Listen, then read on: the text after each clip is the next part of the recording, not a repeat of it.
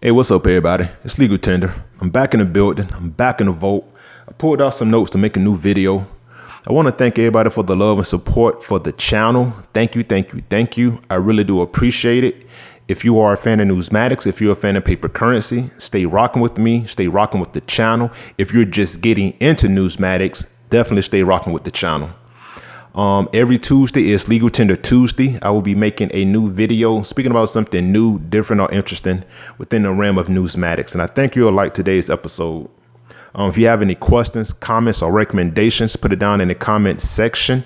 I read everything and respond back as soon as possible with a comment or just an answer to whatever question pop up. If I say something that isn't 100% accurate, put it down in the comment section. I'll check that out, go back to the books, hit that up, and make sure that I put out the right information next time moving forward. All right, so with that being said, let's get into today's episode. All right, so today what I'll be speaking about is something that has to be on every bill in order for it to be considered legal tender. And what I'm talking about is the signature. And you can find that at the bottom, to the left, and to the right of the portrait. So I pulled out a couple different currency types just to reinstate that fact. So to the left of the portrait, you would have the Treasurer of the United States. And to the right of the portrait, you will have the treasurer. Nope. All right, this is an older bill. My bad. All right, so like I said, to the left, you will have the Treasurer of the United States. And to the right of the portrait, you will have the Secretary of Treasury. All right, so the reason it was kind of wacky a second ago is look at that date. This is series year 1923. So this bill predates 1928. And we all know 1928 is when the Bureau of Engraving and Printing reduced the size. So this here is a horse blanket. And what I mean by that is look at this size note compared to this size note. That's why it's called a horse blanket. So like I said, to the left, you will have the Treasurer of the United States, their signature. And to the right, you'll have the Secretary of Treasury. So, yeah, I had this tucked away for a while, and I just pulled that out for context to further explain this video.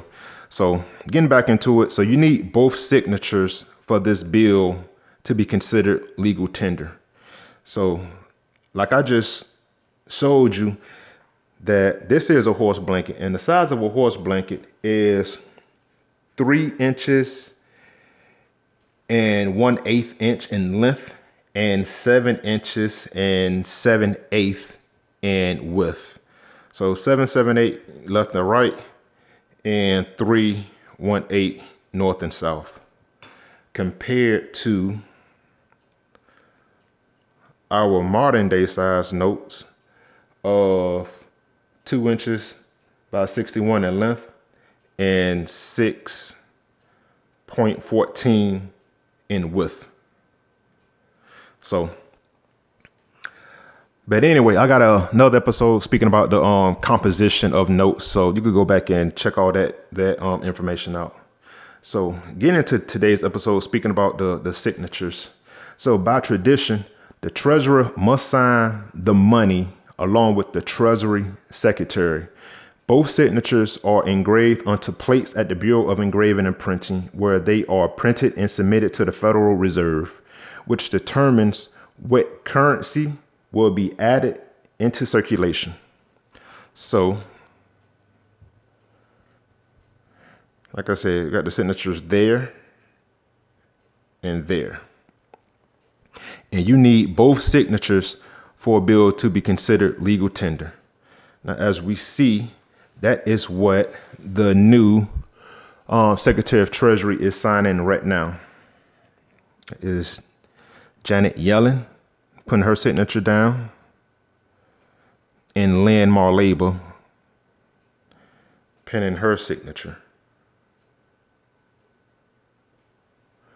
And like I said, I just recently found this out, that even though their signatures will both be on the note, their signature is added to the currency that is needed to be put into circulation. So right now, as they sign their signature at the Bureau of Engraving and Printing, and that was at the Fort Worth facility.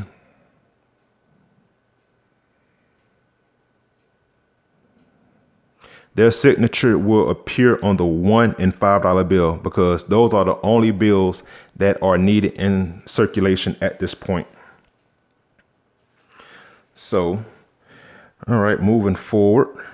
Like I said, so below the Federal Reserve Bureau seal, that is the Federal Reserve Bureau seal, you'll find the signature of the Treasury Secretary.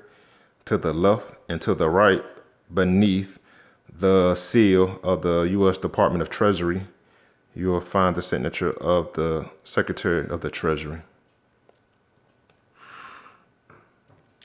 And no matter the currency type, you will always need both signatures. But a little fun fact, that there are two types of currency that has more than two signatures. So let me pull these notes up. All right, so we all know that red seal is that this is a United States note, legal tender. Signature there, signature there. You need both of them. Silver certificate, signature there, and signature here. You gotta have them both on though. If not, it's just paper. Green seal, Federal Reserve note, and signature there. Joseph Barr, we'll talk about him in a minute. All currency types, even gold certificates, you're gonna need both signatures. One there, and the other signature here. So I spoke earlier about two types of currency that has more than two signatures. And those would be these notes right here. So this is a national currency. One, national currency two. All right, so this first note is a national city bank. So this is it's a national city banknote, national city banknote, and this one is a Federal Reserve banknote. And speaking about signatures, so you'll catch the signatures up top and at the bottom. So up here, you have the Register of the Treasury. That's one signature. Then right here, you have the Treasurer of the United States. So two signatures up top. But since this is a Federal Reserve banknote, you also have two signatures at the bottom. And since this banknote came from the Federal Reserve Bank of Chicago, it has the signature of the governor of Illinois. So that is the governor and his signature, and you have the assistant deputy governor. His signature is right there. 4 signatures. 1, 2, 3, 4. Now with this national banknote, same thing. It's actually the same signatures up top.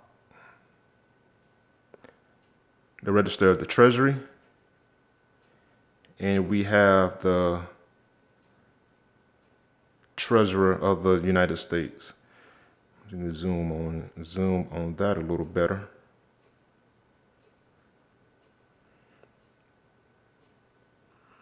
All right. And with this being a National City banknote, right here, you have the president and his signature. And this is the president of this bank, the National City Bank of New York. That's the signature of the president of that bank.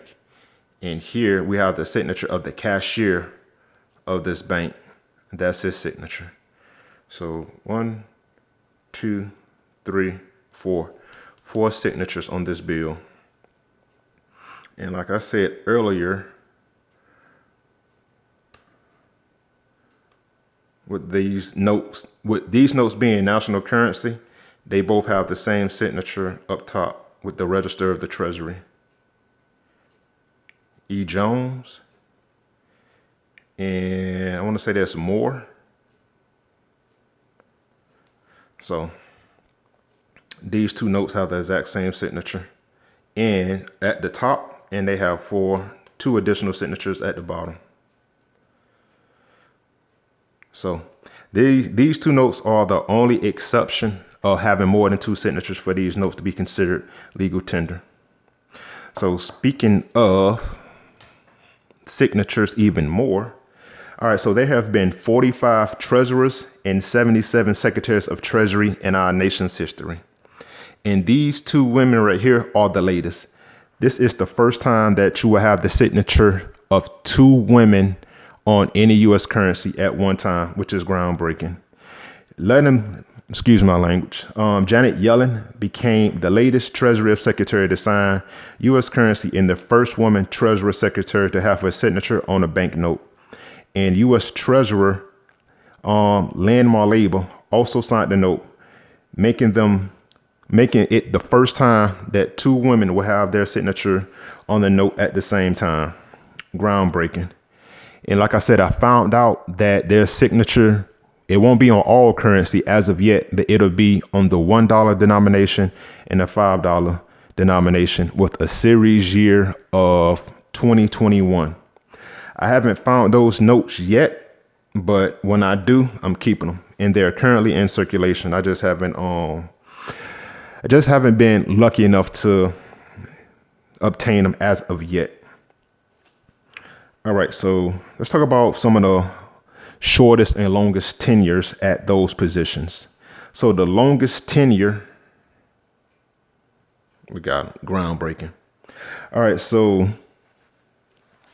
the longest tenure as treasurer was Thomas T. Tucker, and he served from December 1st, 1881 until May 2nd, 1828, which spanned 26 years, 153 days. The shortest tenure as the treasurer was Carmi A. Thompson, and that tenure went from November 22nd, 1912 until March 31st, 1913, which is, they served for 129 days. The shortest tenure, and that was as the treasurer. The longest tenure as the Secretary of Treasury is Albert Gallatin from 1801 until 1814, nearly 13 years.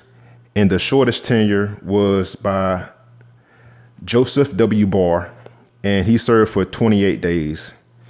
So going back, this Barr note, 28 days. Not rare. That was clearly brought to my attention on my last episode when I spoke about Barr notes. So not really rare, but highly sought after because he had the shortest run as the Secretary of Treasury, with that being only 28 days. So the longest pair that served in both positions is Henry Morgenthau Jr. and W.A. Julian, and they served for 11 years, 6 months, and 22 days. And that was from January 1st, 1934 until July 22nd, 1945. And the shortest serving pair was Joseph Barr and Catherine O'Hay Granahan. Catherine and Barr. And like I said, it served for 28 days together, and that was from December 23rd, 1968 until January 20th, 1969.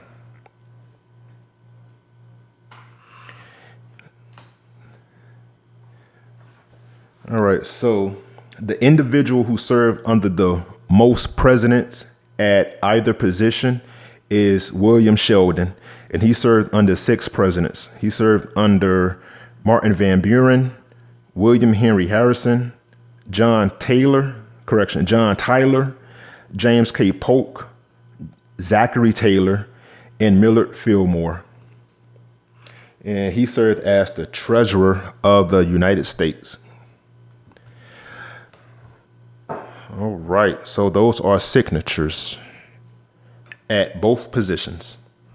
All right, so I got this image up right here because I heard this right here. So as you can see that the majority of signatures are in cursive or a bunch of squiggly lines.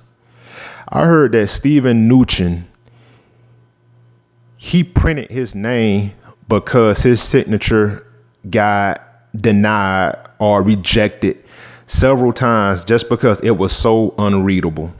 I think it was like 3 or 4 times that his signature got kicked back. So he just wrote his signature out. Look at that signature compared to this one.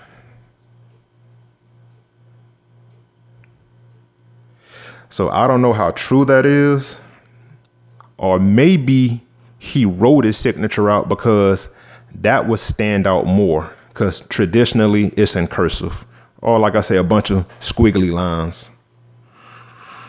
So look at his signature compared to the current signature of Janet Yellen. Look at that. That's beautiful.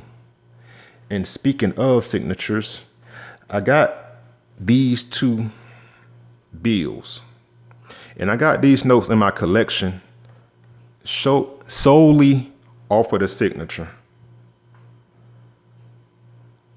Look at that. If that isn't an eloquent and beautiful signature by both individuals. That's a nice signature.